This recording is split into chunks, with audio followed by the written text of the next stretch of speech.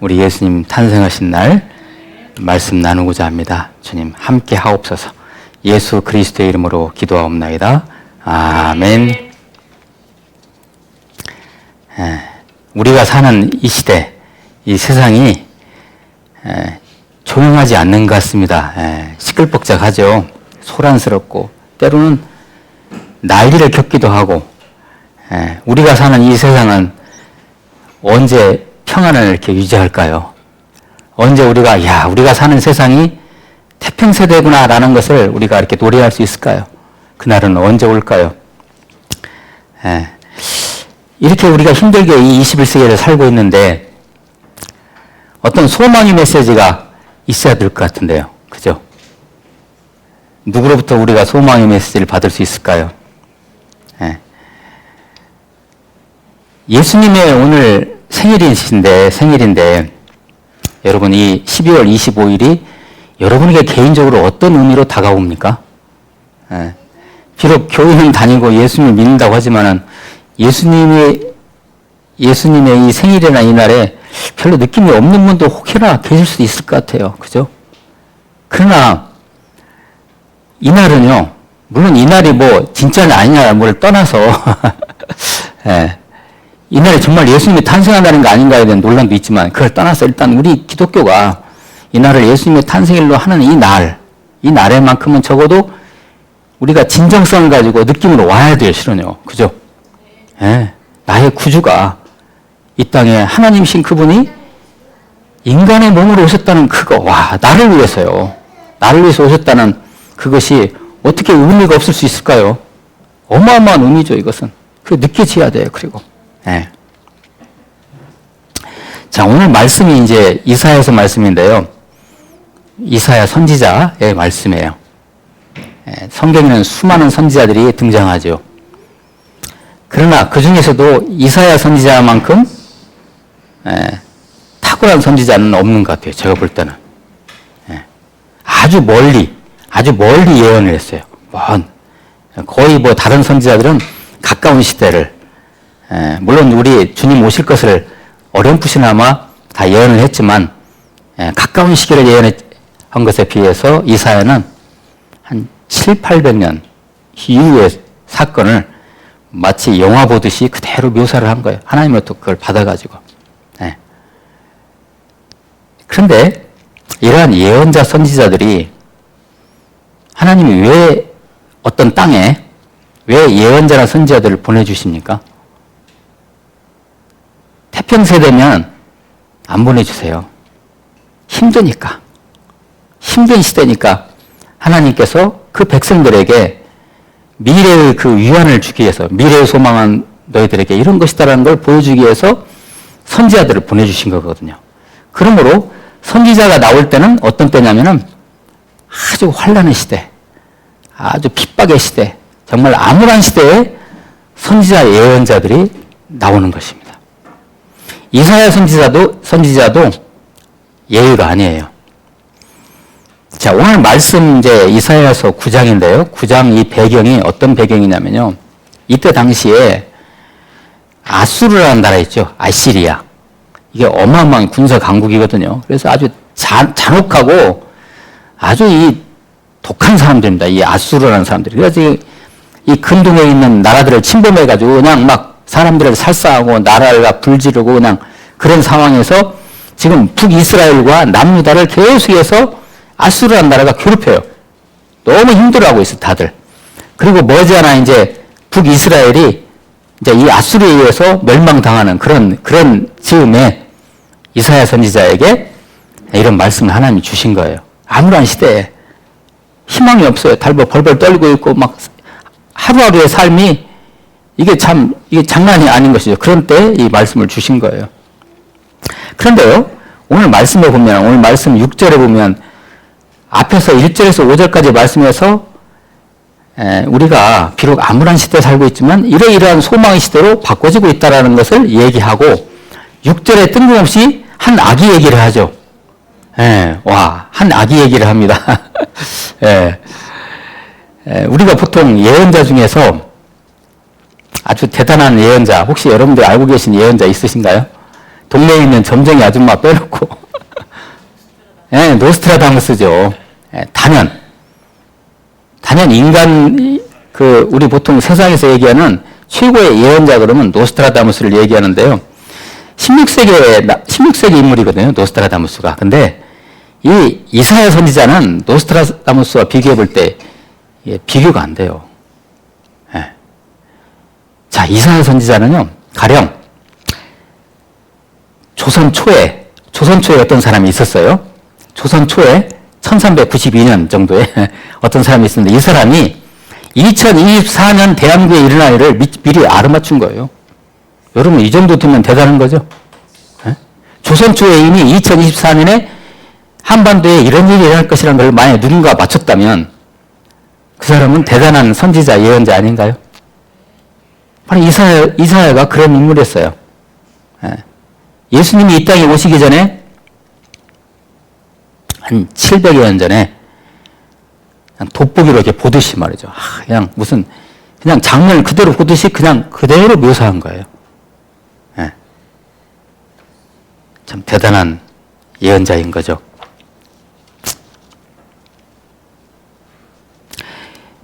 뜬금없이 한 아기의 탄생을 얘기하고 쭉 그냥 이제 지금 말씀을 지금 얘기하고 있는데요. 자, 한번 이 말씀을 한번 볼까요? 오늘 말씀을 한번. 예. 모든 열방에게, 모든 인류에게 주시는 하나님의 소망의 말씀인데요. 자, 1절을 한번 보시기 바랍니다. 전에 고통받던 자들에게는 흑암이 없으리로다. 뭔가 소망의 메시지가 시작이 되죠. 옛적에는 여호와께서 스불론 땅과 납달리 땅에 멸시를 당하게 하셨더니, 역사적으로 볼 때 스불론 땅과 납달리 땅이 아까 제가 배경을 말씀드렸죠. 아수르 군사가 와가지고 아주 초토화시킨 땅이 이 땅입니다. 스불론 땅과 납달리. 그래서 거기에 등장하는 거예요. 납달리 땅이 멸시를 당하게 하셨더니 후에는 해변길과 요단 저쪽 이방의 갈릴리를 영화롭게 하셨느니라. 갈릴리라는 곳은 어떤 곳입니까? 여기도 척박한 땅이죠. 근데 예수님이 오셔가지고 주로 활동했던 땅이잖아요. 그래서 그렇게 지금 갈릴리를 영화롭게 하셨느니라고 소망의 말씀을 주고 계십니다. 2절입니다. 흑암에 행하던 백성이 큰 빛을 보고 사망의 그늘진 땅에 거주하던 자에게 빛이 비치도다. 실은 이걸 그냥 예언적으로 얘기하는 거예요. 실은 이런 일이 일어난 게 아니라, 자, 흑암에 행하던 백성이 큰 빛을 보고 사망의 그늘진 땅에 거주하던 자에게 빛이 비치도다. 얼마나 소망일까 이것이요. 먼 훗날에 마태복음을 기록할 때 이 말씀을 그대로 인용합니다. 예수님이 이 땅에 오심을, 그 소망의 메시지를 줄 때 바로 1절과 오늘 2절 말씀 있죠. 이것을 그대로 마태복음 4장 12절 16절 사이에서 그대로 인용을 해요. 소망의 말씀이기 때문에 3절을 보시기 바랍니다. 주께서 이 나라를 창성하게 하시며 그 즐거움을 더하게 하셨으므로 추수하는 즐거움과 탈취물을 나눌 때의 즐거움 같이 그들이 주 앞에서 즐거워하오니. 역설적으로 얘기한 거예요. 이 이스라엘 백성들에게 이런 일이 안 일어났어요. 그런데 그냥 과거에 뭐 조금 일어났던 일을 이렇게 가져와가지고 이렇게 얘기하는 거예요. 소망을 얘기하는 거예요. 그냥. 4절입니다. 이는 그들이 무겁게 맨 멍에와 그들의 어깨의 채찍과 그 압제자의 막대기를 주께서 꺾으시되 미디안의 날과 같이 하셨음이니이다. 소망을 역시 얘기하지만 여기 미디안은 역사적인 사실이에요. 여러분 기드온이라고 혹시 기억하세요? 기드온이 미디안 군사와 싸울 때, 미디안의 수많은 군사들을 싸울 때 단 몇 명 가지고 싸웠냐면요, 300명 가지고 싸웠어요. 그때 그들을 이겼거든요. 그 소망의 사건을 가져와요. 이렇게 하나님이 함께 하셨다라고 소망을 얘기하고요. 그리고 5절, 어지러이 싸우는 군인들의 신과 피 묻은 겉옷이 불에 섭같이 살라지리니. 막 전쟁 위협이 있어요. 지금 아수르가 쳐들어온다, 만다, 막 여러 가지 전쟁 위협이 있는데, 그때 어지러이 싸우는 군인들의 신과 피 묻은 겉옷이 불에 섭같이 사라지니. 이게 뭘 의미해요? 전쟁이 끝날 것이다. 전쟁이 사라질 것이다라는 소망을 주는 것이죠. 그리고 오늘 이제 클라이막스 6절. 이는 한 아기가 우리에게 낳고, 뜬금없이 아기 얘기를 해요. 한 아이가 탄생할 것이다. 이는이라고 얘기하는 것은 뭐냐면요. 왜냐하면 이런 얘기. 그러니까 1절에서 5절까지의 말씀이 소망의 말씀이잖아요. 이런 일, 소망의 일들이 일어날 것이다. 이런 일들이 일어난 이유는 바로 한 아기가 우리에게 낳기 때문에 이렇게 시작하는 거죠. 그래서 한 아기가 우리에게 낳고 한 아들을 우리에게 주신 바 되었는데, 한 아들. 누가 주신 아들이에요? 이 아들은 하나님의 아들인 거예요. 한 아들을 우리에게 주신 바 되었는데, 그의 어깨에는 정사를 메었고, 표현이 좀 어렵죠. 그의 어깨에는 정사를 메었고, 우리가 어떤 일을 맡았을 때, 아이고 아무개님 어깨가 좀 무거우시겠습니다 그러잖아요. 어깨를 짊어지는 거예요. 그러니까 그의 어깨에는 정사를 메었고는, 이 한 아기 한 아들이 모든 통치를 당신의 어깨에 메고 있는 거예요. 이분이 통치자라는 그런 얘기예요. 통치자. 통치자. 그 다음에 그의 이름은 기묘자라. 어려운 한자어죠. 기묘자라. 이것은 놀라운 일을 행하는 사람이다 이런 뜻이에요. 기적을 행하는 사람이다 이런 뜻이에요. 기묘자라. 모사라. 모사라는 것은 우리의 위로자, 우리의 상담자, 우리를 돌보시는 분, 그런 의미예요. 모사가. 그 다음에 이 아기를 갖다가 지금 묘사하고 있잖아요. 아기와 한 아들을. 근데 이분을 어떻게 묘사합니까? 전능하신 하나님이라.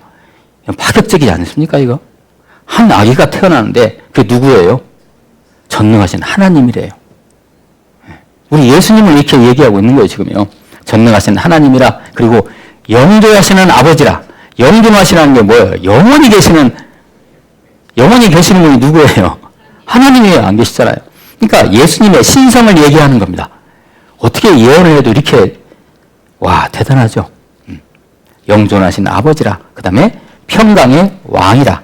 이 평강의 왕이라는 것은 뭐냐면은 모든 이 땅의 모든 전쟁과 그 암울한 그 막 압제가 사라진다는 그런 의미예요. 그분이 오심으로 말미암아. 물론 우리의 현실적으로는 아직 이 지구촌에 아직도 전쟁하는 곳이 있잖아요. 자, 그리고 7절에 이렇게 마무리합니다. 그 정사와 평강의 더함이 무궁하며, 또 다윗의 왕자와, 이 다윗을 언급한 것은요, 바로 이 한 아기가 태어나는데 그 아기가 다윗의 계보에서 태어난다는 것을 예언하는 겁니다. 정확히 예언한 거죠, 이거. 다윗의 계보. 여러분, 다윗이라는 그 왕이 어디서 태어난지 혹시 아세요? 태어난 장소가 베들레헴이에요. 우리 예수님 어디서 태어나셨어요? 베들레헴에서 태어나셨잖아요. 그것도 이렇게 일치돼요. 자, 다윗의 왕자와 그의 나라에 군림하여 그 나라를 굳게 세우고 지금 이후로 영원히 정의와 공의로 그것을 보존하실 것이라. 그러니까 그 하나님의 나라, 이 한 아기가 태어나서 그분이 하나님이고 왕이신데, 다윗의 어떤 계보를 잇는 왕이신데, 그 나라가 어떤 나라예요? 영원히 가는 나라예요. 만군의 여호와의 열심히 이를 이루시리라. 이렇게 이제 오늘의 말씀은 끝나고 있습니다. 근데요, 저는 이 7절 말씀을 묵상하면서 드는 생각이, 자, 이게 보통 우리 신학자들이 얘기할 때 이 부분을 예수님의 초림, 그러니까 처음 오시는 것을 예언한 말씀이라고 얘기하는데요. 저는 여기서 뭘 발견했냐면요. 예수님의 재림까지도 발견합니다. 물론 뭐 다른 신학자들이 저를 보고, 문 목사의 생각은 좀 틀린 것 같아 라고 말할지라도 저는 강력히 주장하고 싶습니다. 7절을 여러분 오늘 꼭 묵상함을 깊이 한번 해보세요.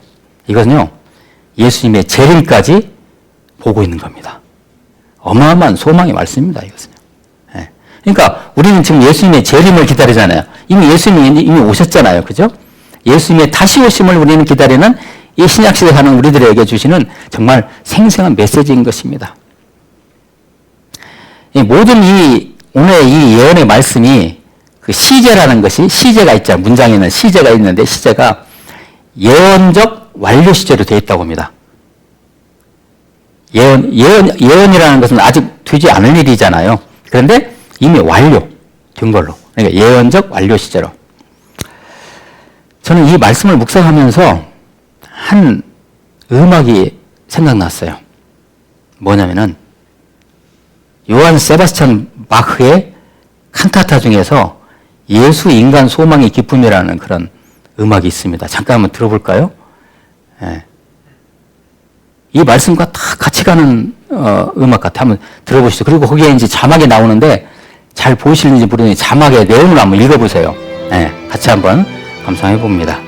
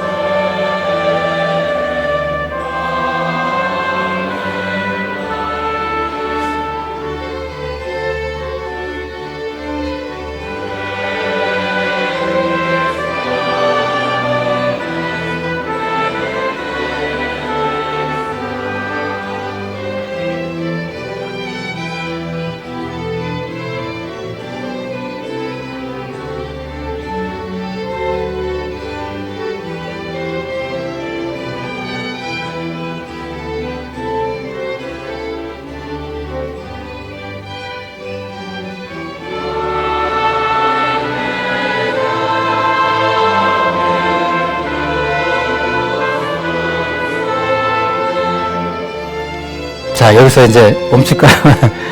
예. 꼭 오늘 댁에 가셔가지고, 이거 유튜브에 찾아서 한번 감상해 보세요. 한 1시간 반이 넘는 칸타타.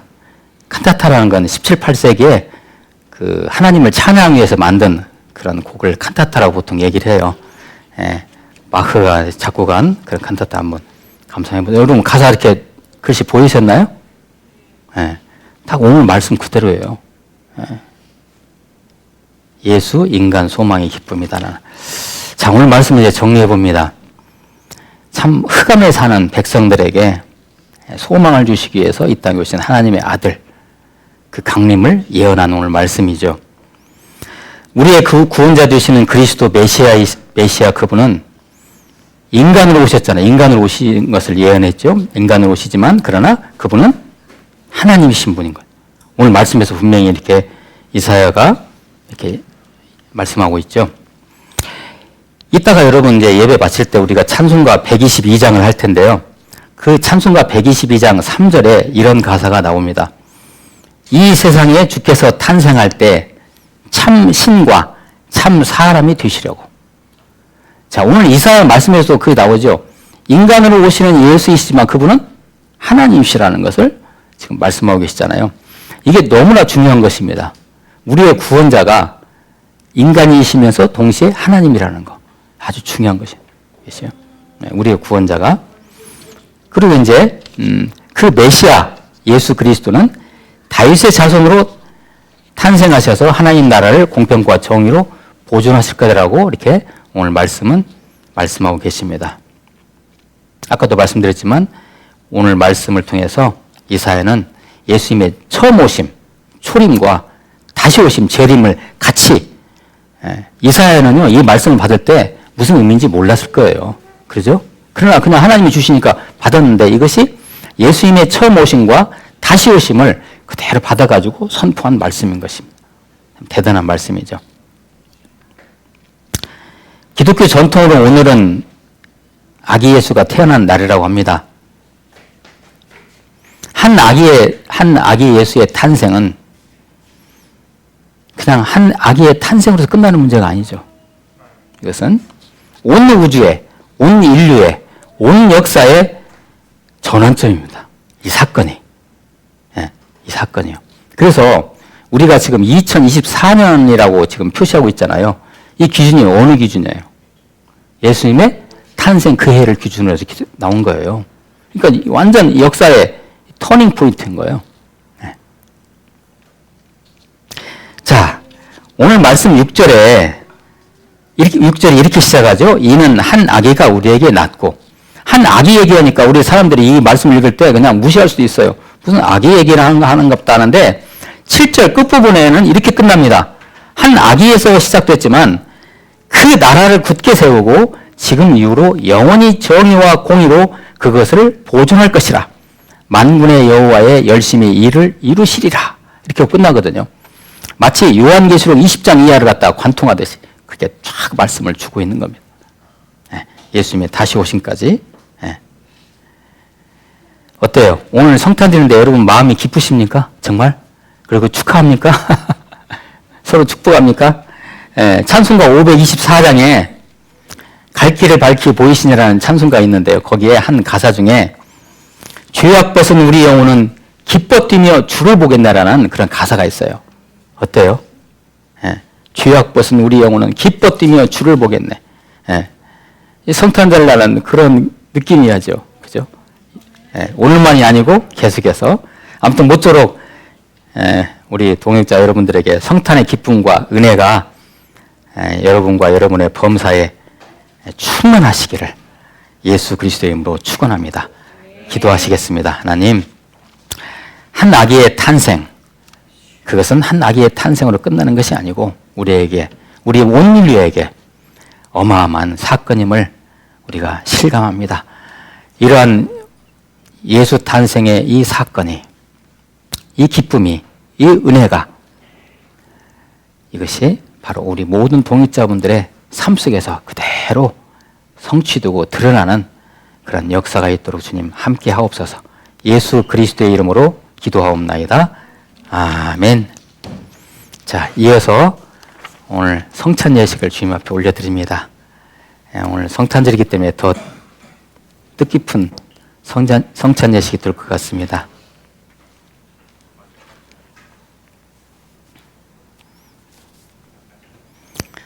저와 여러분에게 있어서의 예수님의 이 땅에 오심이 어떤 의미인지를, 그리고 그분의 희생을 여러분 감사하면서 주님의 몸과 피를 기념하겠습니다. 내가 너희에게 전한 것은 주께 받은 것이니 곧 주 예수께서 잡히시던 밤에 떡을 가지사 축사하시고 떼어 이르시되 이것은 너희를 위하는 내 몸이니 이것을 행하여 나를 기념하라 하시고